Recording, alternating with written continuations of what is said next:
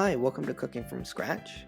Today, we're going to be making dog meat pie tater tot casserole. I promise, it tastes a lot better than it sounds. So to begin, we need 2 pounds of ground beef. You can also use ground chicken or turkey if you prefer. And we're also going to add a quarter teaspoon of pepper, a teaspoon of salt, a teaspoon of onion powder, and 1 clove of garlic that's been minced.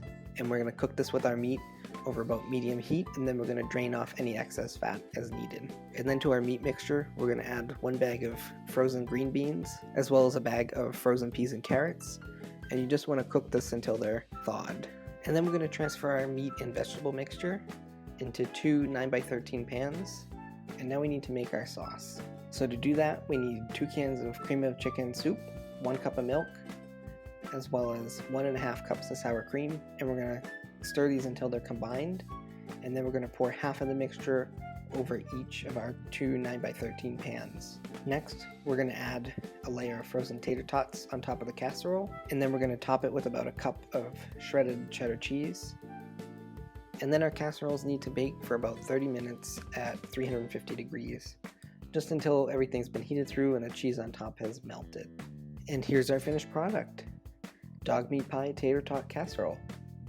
It's sure to get your family asking for seconds. If you like this video, please like and subscribe.